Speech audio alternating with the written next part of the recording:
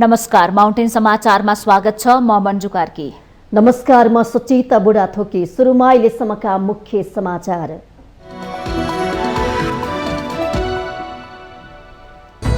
निजगढ अन्तर्राष्ट्रिय विमानस्थल निर्माण सरकारको प्राथमिकतामा रहेको प्रधानमन्त्री देउवाको भनाई।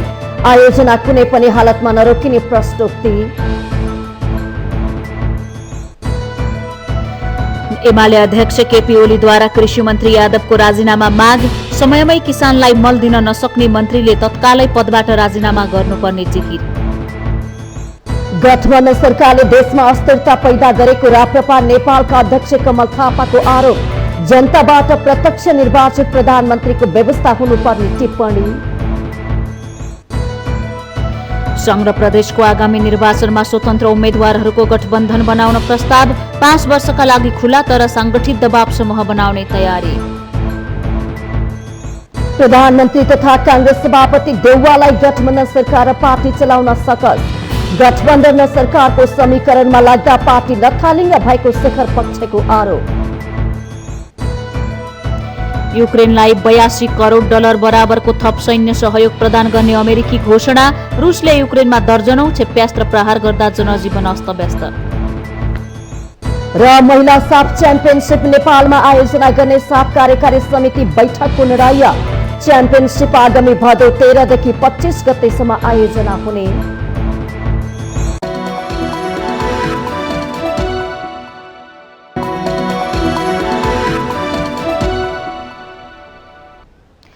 अब समाचार विस्तारमा। प्रधानमन्त्री शेरबहादुर देउवाले निजगढ अन्तर्राष्ट्रिय विमानस्थल निर्माणलाई सरकारको प्राथमिकतामा राखेर अघि बढ्ने बताउनु भएको छ। विमानस्थल निर्माणका लागि प्रस्तावित स्थलको निरीक्षण गर्न शनिबार बारा पुग्नुभएका प्रधानमन्त्री देउवाले निजगढ विमानस्थल बनाउने काम सरकारको प्राथमिकतामा रहने बताउनु भएको हो। प्रधानमन्त्री देउवाले तराई मधेस दूरतमार्ग र विमानस्थल एक अर्कासँग जोडिएको आयोजना भएकाले दुवै आयोजनाको निर्माण नरोकिने प्रतिबद्धता व्यक्त गर्नु भएको छ। यही हुन्छ, यहाँ राम्रो हुन्छ। यही इन्स्ट्रुमेन्ट जाने गरेर आउँछ यहीँ आउँछ सबै जहाजहरू यहाँबाट फास्टबाट जान्छ। त्यस कारण चाहिँ आजको बेला जति जरुरी छ यसमा केही मतलब छैन। अदालतको निर्णयलाई पनि नबन्द भनेको छैन। उहाँले उहाँको डिस्प्युट गर्दै यसलाई कुनै पनि हालतमा यसलाई बनाएर छोड्नुपर्छ। हामीले अठोट हो यो। प्रधानमन्त्री देउवासँगै बाराको निजगढ पुग्नुभएका नेकपा माओवादी केन्द्रका अध्यक्ष पुष्पकमल दाहालले पनि द्रुतमार्ग बनाउनुको औचित्य विमानस्थलसँग जोडिएको भन्दै विमानस्थल बनाउनु पर्नेमा जोड दिनु भएको छ। समयमै विमानस्थल नबने राज्यको अर्बौं लगानी खेर जाने उहाँको भनाइ छ। उहाँले देशको अर्थतन्त्रका लागि निजगढ विमानस्थल गेम चेन्जर प्रोजेक्ट रहेको पनि दावी गर्नुभएको छ। निजगढ एयरपोर्टलाई बुझ्न जरुरी छ, किनकि फास्ट ट्र्याकको डीपीआर बनाउँदाखेरि नै निजगढ इन्टरनेसनल एयरपोर्टको आवश्यकतालाई मध्यनजर गरेर गरिएको यो कुरा पनि हामी सबैले मनन गरेकै कुरा छ। त्यसकारण त्यसको औचित्य पुष्टिको निम्ति र भोलिका दिनमा, किनभने यो राष्ट्रिय गौरवको एक खालको ड्रिम प्रोजेक्ट पनि हो, गेम चेन्जर भनिन्छ। नेकपा एकीकृत समाजवादीका अध्यक्ष माधव कुमार नेपालले पनि विमानस्थल निर्माण नरोकिने आश्वासन दिनुभएको छ। यो आवश्यकता हामीले 1995 मा महसुस गरेको भए तापनि अहिलेसम्म 27 वर्ष बितिसकेको छ। तर हामी नेपालीहरू कुरा गर्न धेरै सिपालु छौँ, काम गर्न धेरै पछाडि छौँ। किन अब कुरा होइन, काम गरेर अगाडि बढ्नुपर्ने कुराको सन्दर्भमा यहाँ गठबन्धन दलदेखि लिएर हाम्रा सम्माननीय प्रधानमन्त्रीज्यू समेत सबै हामी प्रतिबद्ध भएको हुनाले तपाईहरुको सहयोग चाहियो। नेपाली सेनाको हेलिकप्टरबाट प्रधानमन्त्री देउवाको नेतृत्वमा बारा पुगेको टोलीले जितपुर सिमरा उपमहानगरपालिका, निजगढ नगरपालिका र कोल्हबी नगरपालिकाका जनप्रतिनिधिसँग छलफल समेत गरेको थियो।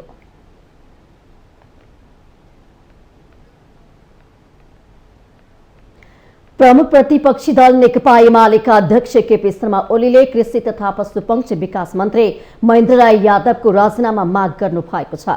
पूर्व प्रधानमन्त्री समेत रहनुभएका ओलीले अन्य देशमा समयमा किसानलाई मल दिन नसकेपछि कृषि मन्त्रीले राजीनामा दिने गरेको दृष्टान्त उल्लेख गर्दै के हेरेर बसेको भने कृषि मन्त्री यादवलाई प्रश्न समेत गर्नु भएको छ। उहाँले मलको तत्काल व्यवस्था गर्न बाध्य हुने गरी सरकार विरुद्ध आन्दोलन गर्न पनि पार्टी निकट अखिल नेपाल किसान महासंघलाई कडा निर्देशन दिनु भएको छ।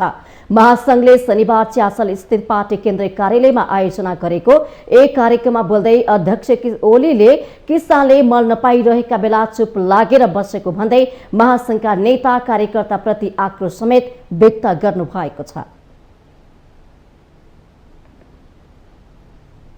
मल ल्याउन चाहिँ बाध्य बनाउनु पर्यो नि सरकारलाई। कि त दुनियाँमा त मल दिएन भनेदेखि त कृषि मन्त्रीले तत्काल राजीनामा गर्नुपर्छ। के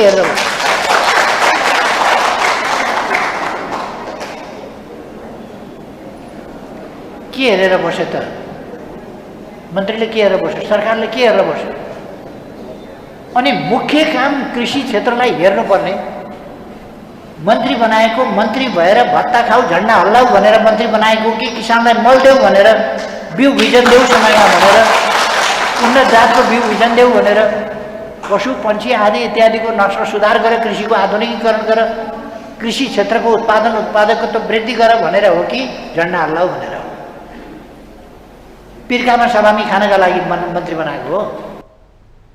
अध्यक्ष ओलीले आफूले सरकार छोडेको 1 वर्षमै 49 अर्ब चामल आयात गरेको भन्दै सरकारप्रति असन्तुष्टि व्यक्त गर्नु भएको छ। उहाँले कृषि प्रधान देशमा 1 वर्षमा ठूलो परिमाणमा चामल आयात गर्नु अशोभनीय भएको बताउनु भएको छ। अध्यक्ष ओलीले 60% भन्दा बढी जनसङ्ख्या कृषिमा आधारित भएको देशमा हामी किन खाद्यान्नमा आत्मनिर्भर हुन नसकेको भने सरकारलाई प्रश्न गर्नु भएको छ। कृषि प्रधान देश, 60% जनता कृषिमा संलग्न छ, 60% भन्दा बढी नै कृषिमा संलग्न छ। यस्तो अवस्थामा कृषि प्रधान देशमा, यस्तो उर्वर देशमा जहाँ यति हिमाल नदी नाला उर्वर फाँटहरू छन् त्यो देशमा र जहाँको जनसङ्ख्या 3 करोडभन्दा कम छ त्यस्तो देशमा किन हामी खाद्यान्नमा पनि आत्मनिर्भर हुन नसकेर 49 अर्बको आयात गर्छौँ 1 वर्ष?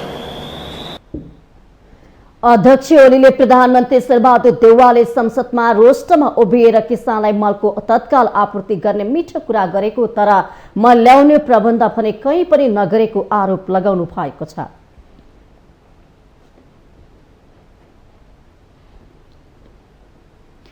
राष्ट्रिय प्रजातन्त्र पार्टी नेपालका अध्यक्ष कमल थापाले गठबन्धन सरकारले देशमा राजनीतिक अस्थिरता पैदा गरेको आरोप लगाउनु भएको छ।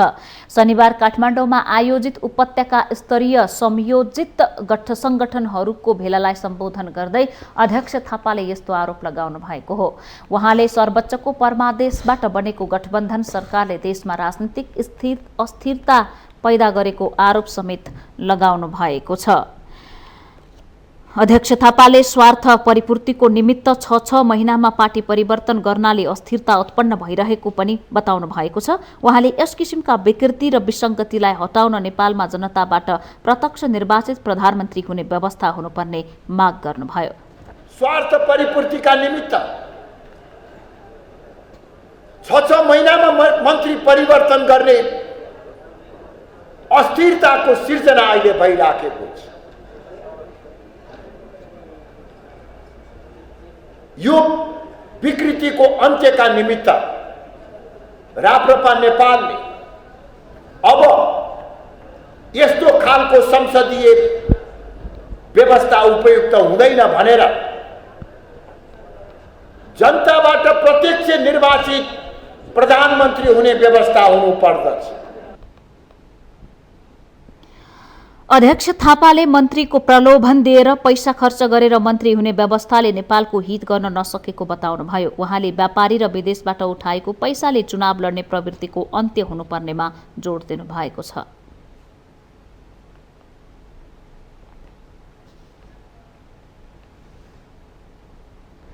स्थानीय तह निर्वाचनमा स्वतन्त्र उम्मेदवारको रूपमा भाग लिएका र प्रदेश तथा प्रतिनिधि सभा निर्वाचनमा पनि उम्मेदवारी दिने घोषणा गरेकाहरूले एउटा छुट्टै राजनैतिक दल घोषणा गर्ने तयारी गरेका छन्। शनिबार ललितपुरको सानेपा स्थित हेरिटेज प्लाजामा विशेष मेलाको आयोजना गरे प्रदेश र प्रतिनिधि सभा निर्वाचनमा स्वतन्त्र उम्मेदवारहरूको छुट्टै दल गठन गर्ने विषयमा केन्द्रित भएर छलफल भएको हो। प्रदेश र प्रतिनिधि सभा निर्वाचनमा स्वतन्त्रहरूको पनि एउटा दलको आवश्यकता छ भन्ने निष्कर्षको साथ आफू सो विशेष मेलामा सहभागी भएको स्वतन्त्र उम्मेदवारी दिने घोषणा गरेका रविन्द्र कुमार श्रेष्ठले बताउनु भएको छ। उहाँले प्रदेश र संघको निर्वाचनमा अनिवार्य दल आवश्यक पर्ने भएकाले भेलाले सो विषयमा छलफल गरेर निष्कर्ष निकाल्ने बताउनु भयो। प्रदेश र संघमा एउटा दलको आवश्यकता छ, नयाँ विचार सहित। सबभन्दा मेन चाहिँ कस्तो भने समस्यालाई चाहिँ पहिला निर्कुल निकाल्नु पर्यो। यो समस्या, देशको समस्या यो, यसरी निकास दिन सकिन्छ भने एउटा विचारका सहित एउटा दल नै चाहिन्छ भनेर चाहिँ आएको छु र प्रदेश र संघमा अनिवार्य छ। देशभरका स्थानीय तह निर्वाचनमा भाग लिएका तथा प्रदेश र प्रतिनिधि सभा निर्वाचनमा उम्मेदवारी दिने घोषणा गरेकाहरू सो विशेष मेलामा सहभागी भएका थिए। स्वतन्त्र उम्मेदवारी अभियानको नाममा आयोजना गरेको सो विशेष मेलाले प्रदेश र प्रतिनिधि सभा निर्वाचनमा जाँदा नयाँ दल बनाएर जाने निष्कर्ष निकाल्ने बताइएको छ।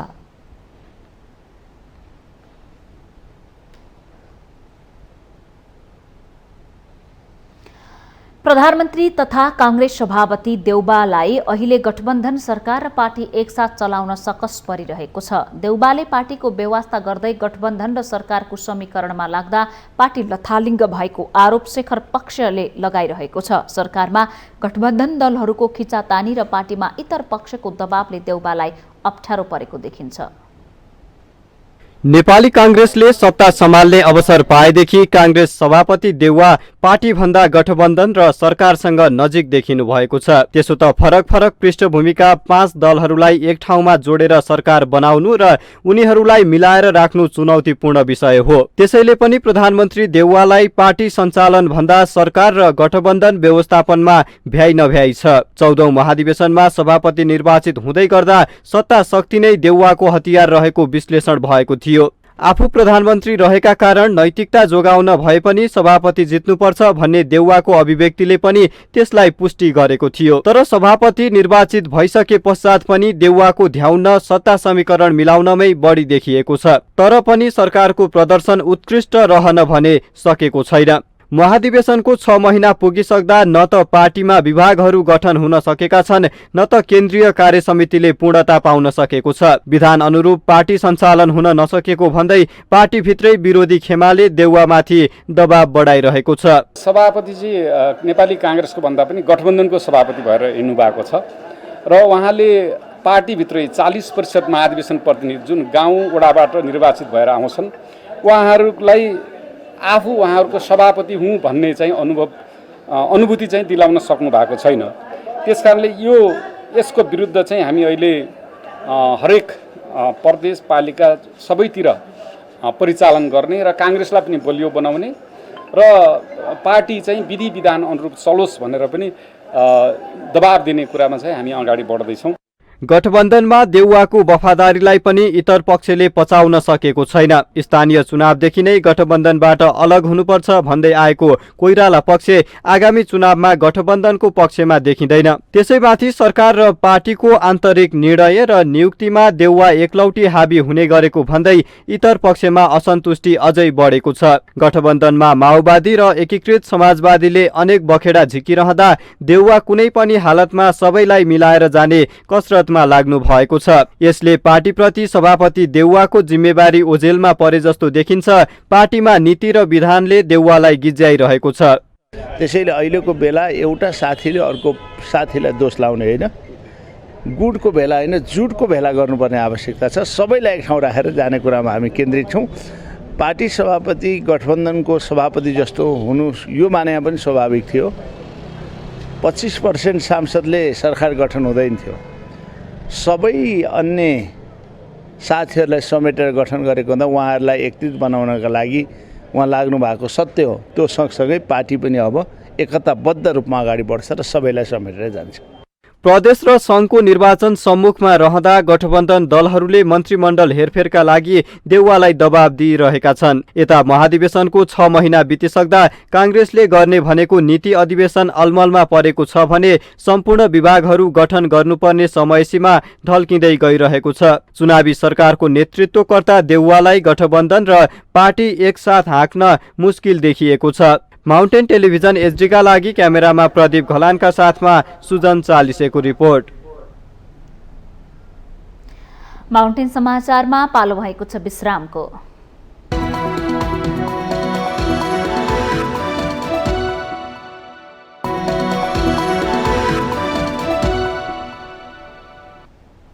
विश्रामपछि स्वागत छ। अब बाँकी समाचार। नेकपा एमालेको सचिवालय बैठक आज बस्दैछ। केन्द्रीय कार्यालय च्यासलमा बिहान 11 बजे बैठक बस्न लागेको हो। प्रचार विभाग प्रमुख पृथ्वी सुब्बा गुरुङका अनुसार बैठकमा आगामी चुनावको तयारी, पार्टीको आन्तरिक विषय र राष्ट्रिय राजनीतिबारे छलफल हुनेछ। साथै बैठकले आगामी संघीय निर्वाचन लक्षित गरेर नेताहरूलाई विभिन्न जिम्मेवारी दिने गुरुङको भनाइ छ। यसैबीच नेकपा माओवादी केन्द्रको केन्द्रीय समितिको बैठक पनि आज बस्दैछ। बैठक आज बिहान 11 बजे कमलादी स्थित प्रज्ञा भवनमा बस्ने गरी तय भएको पार्टी केन्द्रीय कार्यालय सचिव श्रीराम ढकालले जानकारी दिनुभएको छ। बैठकमा चुनावी समीक्षा, पदाधिकारीको पूर्णता, आगामी चुनावको तयारी लगायतका विविध विषयमा छलफल हुने ढकालको भनाइ छ। गत पुष 19 गते सम्पन्न केन्द्रीय समितिको पहिलो बैठकले पुष्पकमल दाहाललाई सर्वसम्मत रूपमा अध्यक्ष चयन गरेको थियो, तर हालसम्म अध्यक्ष बाहेकका अन्य पदाधिकारी चयन हुन भने सकेका छैनन्। महाधिवेशनले पदाधिकारीमा अध्यक्ष, वरिष्ठ उपाध्यक्ष, उपाध्यक्ष, महासचिव, उपमहासचिव, सचिव र कोषाध्यक्ष रहने व्यवस्था गरेको छ। त्यस्तै केन्द्रीय सदस्यको संख्या 279 रहने र त्यसमा थप 15% सदस्य मनोनयन गर्ने व्यवस्था पनि छ। थप 25% वैकल्पिक केन्द्रीय सदस्य रहने व्यवस्था छ।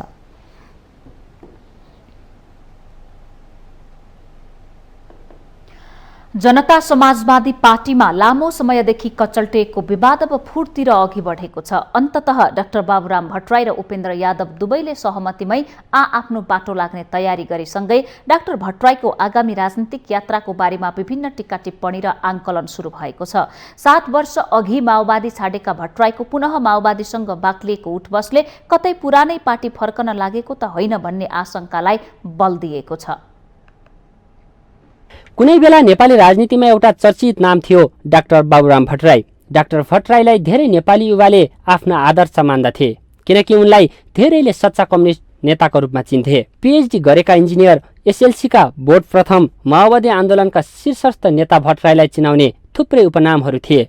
माओवादी जनयुद्धका रणनीतिकारका रूपमा पनि भट्टराईको करियर सफल नै रह्यो। सशस्त्र द्वन्द्वकालमा कमान्डर पुष्पकमल दाहाल प्रचण्डसँग उतार चढावयुक्त सम्बन्ध भोगेका भट्टराईले 2072 साल असोज 9 गते अप्रत्याशित रूपमा माओवादी पार्टीबाट साधारण सदस्य समेत नरहने गरी बिदा लिए। 2073 सालमा निकै तामझामका साथ नयाँ शक्ति पार्टी खोले, तर फैलदै जानुपर्ने उक्त पार्टी उल्टो खुम्चिँदै गयो र उनलाई साथ दिएका नेताहरू पनि तितर बितर भए। त्यसपछि भट्टराईले तत्कालीन संघीय समाजवादी फोरमसँग एकता गरेर 2076 साल वैशाख 23 गते समाजवादी पार्टी निर्माण गर्दै पार्टीको केन्द्रीय भूमिका उपेन्द्र यादवलाई राखेर आफू दोस्रो तहको नेतृत्वमा बसे। तर अहिले जसपाभित्र 2 अध्यक्ष हुनुपर्ने विषय पेचिलो मात्रै बनेको छैन। डाक्टर भट्टराई र यादव अन्तत विभाजनको डिलमा पुगेका छन्। डाक्टर भट्टराईले माओवादी छाडेपछि नयाँ शक्ति नेपाल पार्टीबाट समाजवादी पार्टी नेपाल हुँदै जसपासम्म पुग्दा 4 घुम्ती पार गरिसकेका छन्। पछिल्लो समय माओवादी केन्द्रका अध्यक्ष प्रचण्ड र डाक्टर भट्टराई बीच भएको भेटघाटले विभिन्न टिक्का टिप्पणीलाई मलजल गरेको छ। डाक्टर भट्टराईको राजनीतिक यात्रालाई राजनीतिक विश्लेषक डाक्टर तारा सापकोटा यसरी हेर्नुहुन्छ। पिन नभएको लोटा भनेर चाहिँ भन्ने गर्दछन्, तर यो चाहिँ भनाइ वास्तवमा चाहिँ यथार्थमा आधारित छ। अहिलेसम्मको उहाँको व्यवहार हेर्दाखेरि चाहिँ उहाँले कुनै पार्टीमा पनि अडिग भएर आफैले खोलेको पार्टीमा पनि चाहिँ आफू चाहिँ नेता भएर चाहिँ खोलेको पार्टीमा पनि उहाँले सञ्चालन गर्न नसक्नु र मर्ज हुँदै जानु, त्यसपछि गएर फेरि चाहिँ त्यहाँबाट छुट्नु, यो प्रक्रियाबाट चाहिँ उहाँको चाहिँ नि इमेज जुन चाहिँ नेपाली जनताले उहाँप्रति आशा र भरोसा गरेका थिए, त्यो आशा र भरोसामाथि उहाँले चाहिँ त्यो कायम त राख्न सक्नु भएन। तर मलाई लाग्छ चाहिँ यो प्रवृत्तिले उहाँको चाहिँ छवि चाहिँ निकै नै धुमिलो भएको छ। एउटै पार्टीमा 30 वर्ष बिताएका प्रचण्ड र बाबुराम एकले अर्कोको अभाव खड्किएको राम्रोसँग महसुस गरेको उनीहरूकै अभिव्यक्तिले पुष्टि गर्छन्। लामो समय एउटै पार्टीमा काम गरेकाले एकले अर्काको कमजोरी पनि दुवैले राम्रैसँग बुझेका छन्। तर डाक्टर भट्टराईप्रति विगतमा जनमानसमा जुन विश्वास थियो त्यो टुटेको विश्लेषकहरूको बुझाइ छ। जुन बेला बाबुराम भट्टराई एउटा चाहिँ नायकको रूपमा अथवा बाबुराम भट्टराई एकपल्ट राजनैतिक विश्लेषकको रूपमा वा आशालाग्दो खालको मान्छेको रूपमा हुनुहुन्थ्यो, उहाँलाई एकपटक नेपाली जनताले परीक्षण गर्ने ठाउँमा उहाँ राज्य सत्ता सञ्चालन गर्ने ठाउँमा पुगिसक्नुभयो। त्यो पुगिसकेको अवस्थामा स्वाभाविक रूपमा उहाँले केही आशालाग्दो काम गर्न कोसिस पनि गर्नुभएको छ।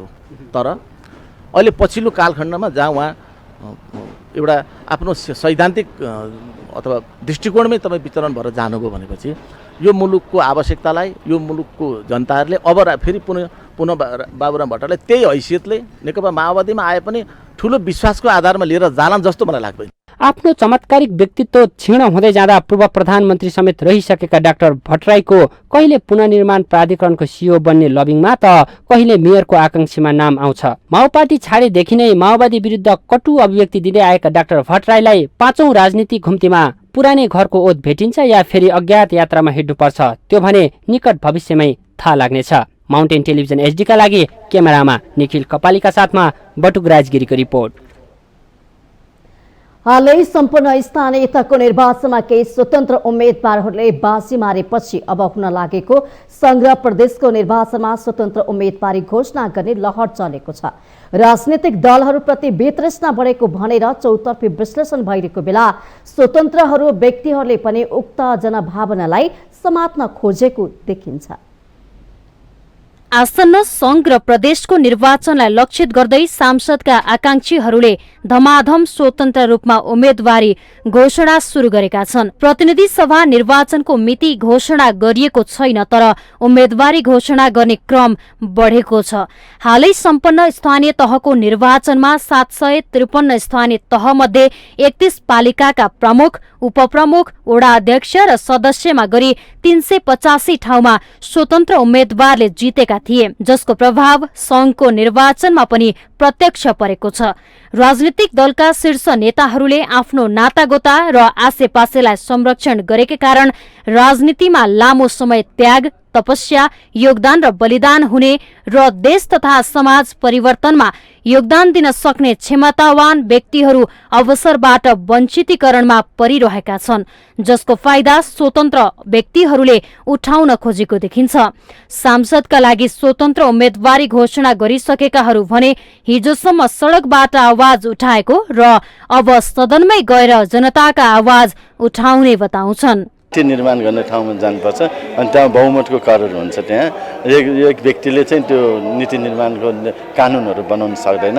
त्यही भएको कारणले चाहिँ यसमा चाहिँ त्यो दल चलाउने नेतृत्वको चरित्र ठिक छैन भन्ने बुझाउनु जरुरी छ। त्यसको लागि पनि हामीले चाहिँ यो जुन किसिमको समस्या आइरहेछ, दलको विकल्प डलै हो।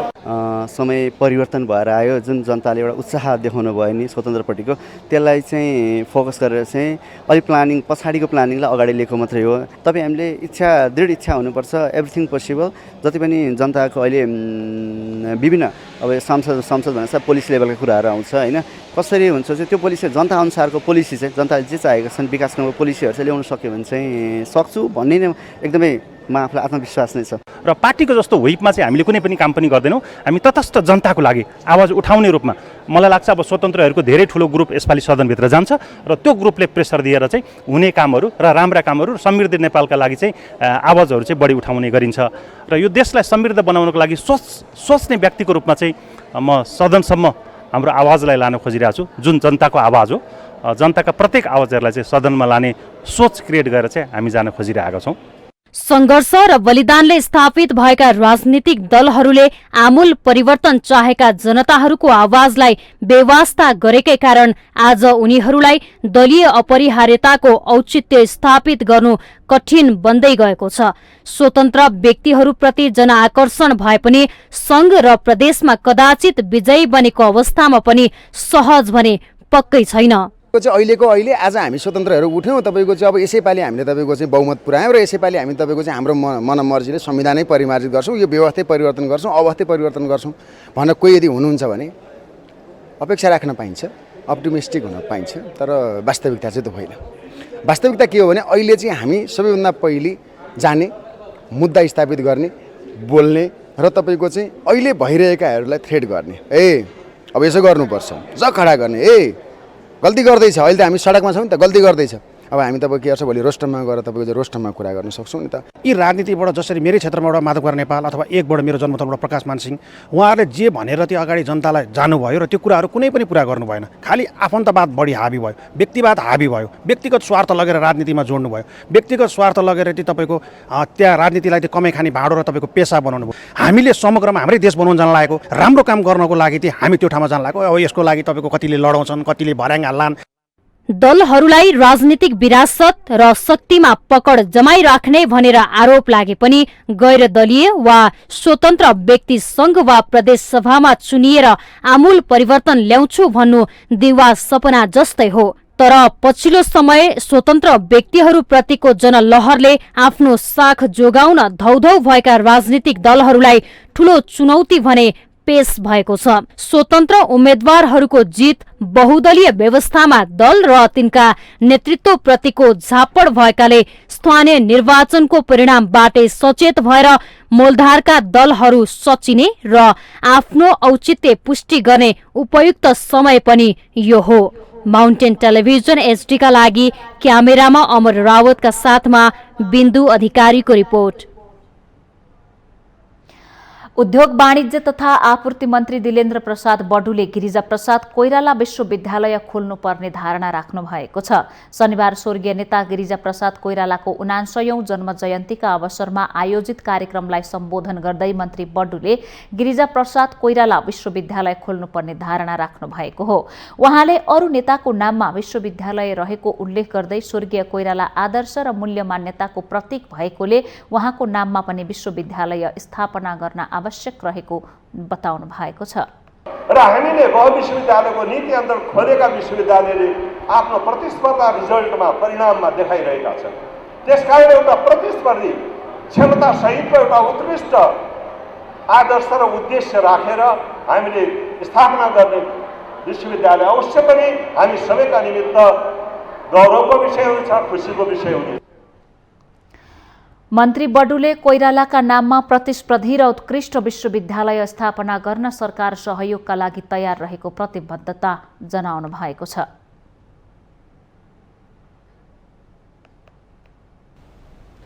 अविरल वर्षाको कारण सिन्धुपाल्चोकको मेलन्ची नदीमा आकस्मिक बाढी आउन सक्ने भन्दै बाढी पूर्वानुमान महाशाखाले सतर्कता अपनाउन आग्रह गरेको छ। सिन्धुपाल्चोकको गुमथान, धाप, नकटे लगायतका धेरै स्थानमा भारी वर्षा भइएको कारण तटीय क्षेत्रमा सतर्कता अपनाउन महाशाखाले आग्रह गरेको छ। नकटे स्थित बाढी मापन केन्द्रमा मेलन्ची नदीको जलसतह 1.5 मिटरले बढेको महाशाखाले जनाएको छ। त्यस्तै भिरालो जमिन र भूकम्पको कारण पहिरोको जोखिम रहेको क्षेत्रमा पनि सतर्कता अपनाउन महाशाखाले स्थानीय बासिन्दाहरूलाई आग्रह गरेको छ।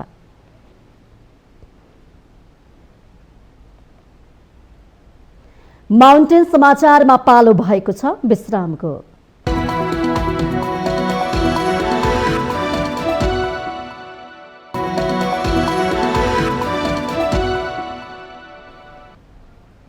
विश्रामपछि स्वागत छ। अब बाँकी समाचार।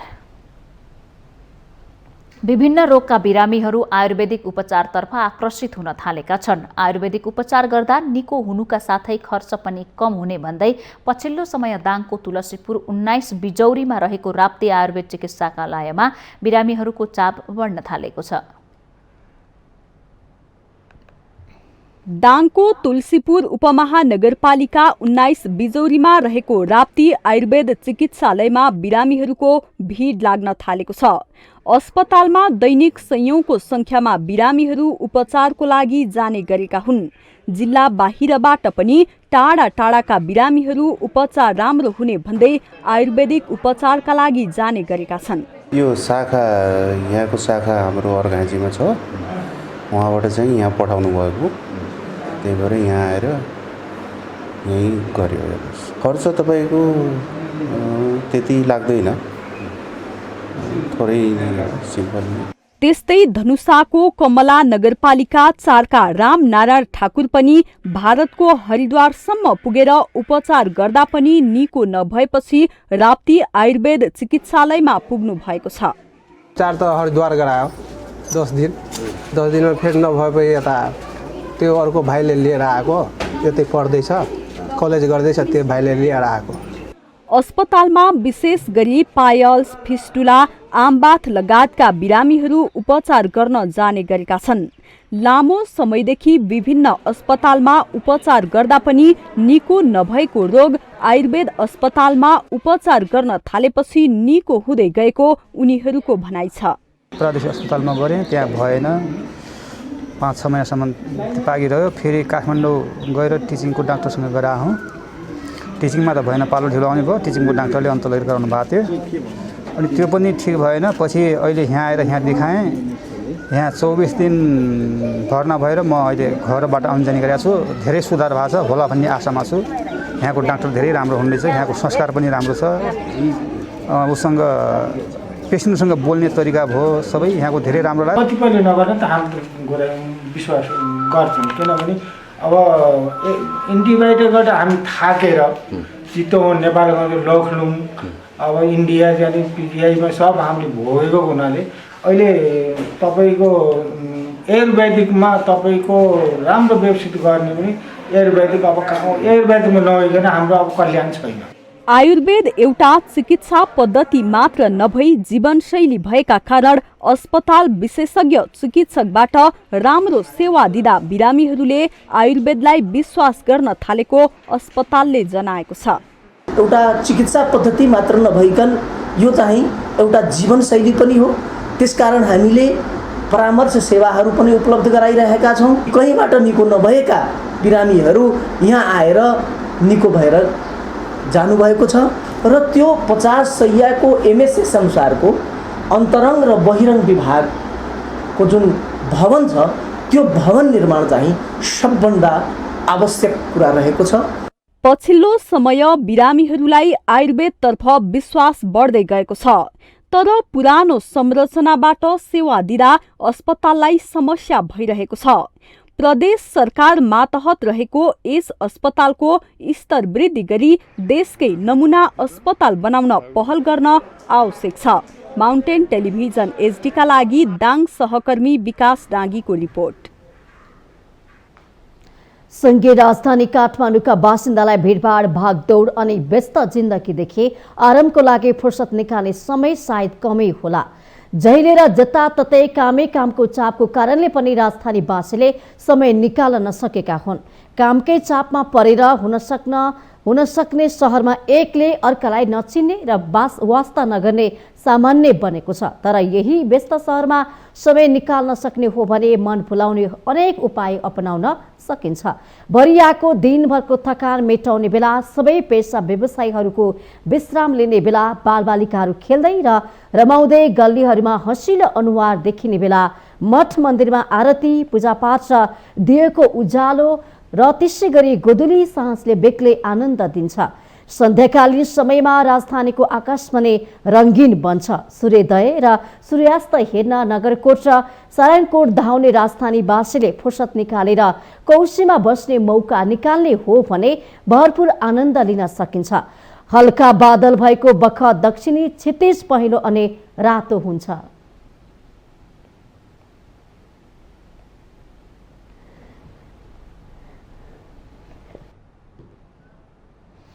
मोरङको विराटनगर स्थित एक निजी अस्पतालमा उपचार खर्च तिर्न नसक्दा बिरामी बन्धक हुन परेको छ। यस्तो अवस्थामा पनि सरकारी नियमनकारी निकायबाट छुटाउन पहल भने भएको छैन।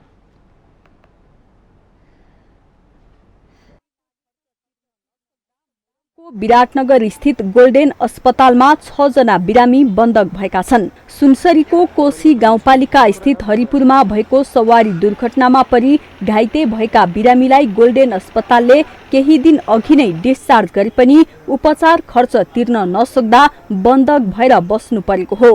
विराटनगरबाट गाईघाट हिँडेको ना 5 ख 6564 नम्बरको बस जेठ 30 गते दुर्घटना हुँदा 1 जनाको मृत्यु भएको थियो। घाइते 32 जना मध्ये 26 जना चाँडै नै अस्पतालबाट घर फर्किए पनि गम्भीर घाइते 6 जनाको अस्पताल बसाई लम्बिएको हो। ती 6 जना बिरामी असार 7 गते डिस्चार्ज भए पनि उपचार खर्च तिर्न बाँकी रहेको जनाउँदै अस्पतालले बन्धक बनाएको पीडितको गुनासो छ। डाक्टर साहबबाट भइसक्यो, डिस्चार्ज भइसक्यो, डाक्टर साहबले बिदा दिइसक्नुभयो, प्रशासनले हामीलाई छोड्दैन हैन, पैसा नदिकन छोड्दैन। अब हाम्रो एमाउन्ट पनि कति भन्दाखेरि 1.5-2 लाख रुपियाँ पुगिसकेको छ। अब हामी भनेको एकदमै निम्न स्तरको मान्छे, त्यो भनेको त हाम्रो लागि निकै ठुलो एमाउन्ट हो। दुर्घटना भएको बसका यात्रुहरूलाई उपचार गर्न ओम साई संघका कर्मचारी लीला घिमिरेले अस्पतालसँग सहकार्य गरी अस्पतालमा भर्ना गराउनु भएको थियो। आर्थिक अवस्था दयनीय भएकाले आफै खर्च तिर्न सक्ने अवस्था नरहेको पीडितहरूको गुनासो छ। इटरीबाट भान्टाबारी जाँदै थियौँ, भान्टाबारी जाँदा गाडी पल्टियो, त्यहाँबाट हामीले इनर अस्पताल ल्यायो, इनर अस्पताल ल्याएपछि हामीले विराटनगर गोल्डेन अस्पताल राख्यो। गोल्डेन अस्पताल उपचार राम्रै भयो, उपचार राम्रो हुँदा हुँदा हाम्रो डिस्चार्ज पनि भइसक्यो, अस्ति नै हप्ता 10 दिन भइसक्यो। त्यसपछि हाम्रो उपचार राम्रो डिस्चार्ज पनि भइसक्यो। यहाँको प्रशासनले पैसा नतिर्कन नजान दिने भन्ने कुरो छ। अस्पताल प्रशासनका प्रमुख सन्तोष मेहताले भने यातायात व्यवसायी संघले अस्पताललाई उपचार खर्च पठाउने वचन दिए पनि अहिलेसम्म नपठाएको बताउनुभयो। बस व्यवसायी संघले 1 लाख पठाएको र 12 लाख तिर्न बाँकी रहेको प्रमुख मेहताको भनाइ छ। तुरुन्तै त सर हामीसँग पैसा त बन्दोबस्त गर्नुपर्छ, कम्पनी हो, संस्था हो, संस्थामा गएर कुरा राखेर संस्थाबाट पैसा निकासा गरेर ल्याउनु पर्यो। हामी कर्मचारी त पैसा बोकेर आएको हुँदैन, भोलि हामी पैसा जम्मा गर्छौँ भनेर भन्नुभयो। त्यसको भोलिपल्ट फेरि बिरामी डिस्चार्ज भयो, त्यसको भोलिपल्ट भन्दा फेरि हामी भोलि जम्मा गर्छौँ भनेर 2 चोटि उहाँको टाइम गयो। त्यसपछि हामीले त बिरामीको उपचार कम्प्लिट भइसकेपछि अझ 4-5 जना बिरामीहरू छन्, उहाँहरूको उपचार कम्प्लिट भइसक्यो। अब डिस्चार्जको उहाँहरूको पनि डिस्चार्जको टाइमसम्म आइदिनु भएको छैन अहिलेसम्म उहाँहरूले पैसा तिर्नको लागि। त यो अवस्थामा हामीले अब सबै बिरामीको डिस्चार्ज गरेर पठाइदिँदै गयौँ भने उपचार मात्रै गर्ने, अस्पतालको पैसा छ, फार्मेसीको पैसा छ, होटलको पैसा छ, त्यो पैसाहरूको जिम्मेवारी कसले लिने? बिरामी अस्पतालमा बन्धक हुँदा बस सञ्चालक भने फरार छन्। बस सञ्चालकको खोजी भइरहेको जिल्ला प्रहरी कार्यालय सुनसरीले जनाएको छ। बिरामीलाई अस्पतालमा बन्धक बनाएर राखिरहेको बेला प्रहरी प्रशासनले बस सञ्चालकको खोजी गर्न अझै तदारुकता देखाउनै पर्छ। यो घटनाले बस व्यवसायी संघ र अस्पतालको अमानवीय चरित्र छर्लङ्ग भएको छ। माउन्टेन टेलिभिजन एचडीका लागि सुनसरी सहकर्मी विनोद आचार्यको रिपोर्ट। हामीसँग आर्थिक, अन्तर्राष्ट्रिय र खेल समाचार बाँकी नै छन्। माउन्टेन समाचारमा पालो भएको छ विश्रामको।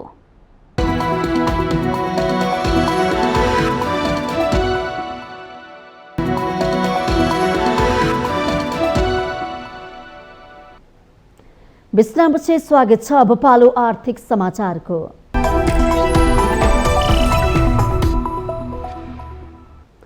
नेपालमा चालू आर्थिक वर्षको 11 महिनामा 3 अर्बको चकलेट र 41 करोड रुपियाँ बराबरको चुइगम आयात भएको छ।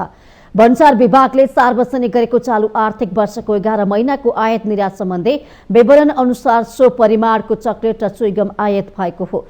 जेठ मसान्तसम्म मुलुकमा 13,02,195 किलो चुइगम आयात भएको छ। विभागका अनुसार सो परिमाणको चुइगम आयात गर्न मुलुकबाट 40 करोड 84 लाख रुपियाँ बाहिरिएको छ। नेपालमा विशेष गरी 3-4 र युरोपेली देशबाट चुइगम आयात हुने गरेको छ। त्यस्तै यस अवधिमा चकलेट र यससँग सम्बन्धित वस्तु आयातमा 2 अर्ब 83 करोड 88 लाख बराबरको रकम बाहिरिएको छ। 11 महिनाको अवधिमा 80,61,636 किलो चकलेट र चकलेट बनाउन प्रयोग हुने कच्चा सामग्री आयात भएको छ। यस्तै कुरकुरे, कुरमुरे, लेस, चिज बल्स जस्ता खानेकुराको आयात समेत करोडौंमा हुने गरेको छ। त्यस्ता तयारी खाद्य पदार्थ खाँदा उल्टे मानव स्वास्थ्यमा हानि पुग्ने भन्दै पोषण विज्ञहरूले चेतावनी दिइरहेका छन्। चालू आर्थिक वर्षको 11 महिनामा 14,24,369 किलो बराबरको कुरकुरे, कुरमुरे जस्ता खानेकुरा आयात भएका छन्। त्यसका लागि मुलुकबाट 66 करोड 65 लाख रुपियाँ बाहिरिएको छ। चालू आर्थिक वर्षको जेठ मसान्तसम्म 1 अर्ब 37 लाख भन्दा बढीको बिस्कुट आयात भएको छ। विदेशी मुद्राको सञ्चित ओह्रालो लागेको बेला अनावश्यक ठानेका यस्ता वस्तुको तत्काल आयात प्रतिबन्ध लगाउनु पर्ने माग उठेको छ।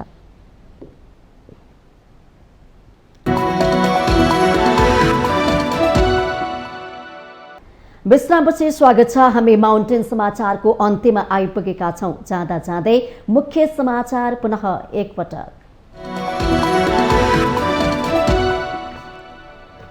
निजगढ अन्तर्राष्ट्रिय विमानस्थल निर्माण सरकारको प्राथमिकतामा रहेको प्रधानमन्त्री देउवाको भनाई। आयोजना कुनै पनि हालतमा नरोकिने प्रश्नोक्ति।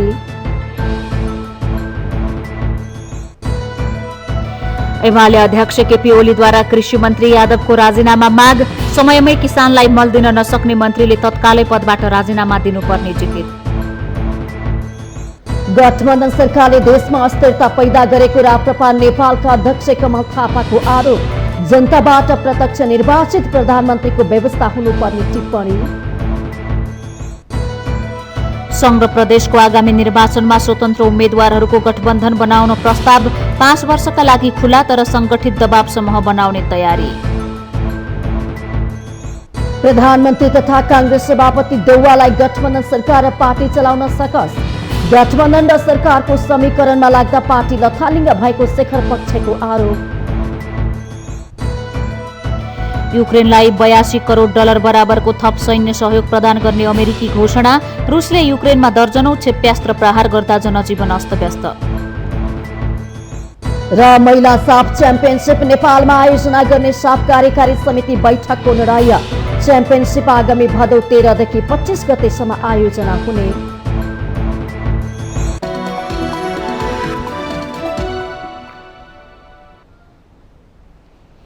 माउन्टेन समाचार अहिलेलाई सकियो। सत्य, तथ्य र निष्पक्ष समाचारका लागि माउन्टेन टेलिभिजन HD हेर्दै गर्नुहोला। नमस्कार।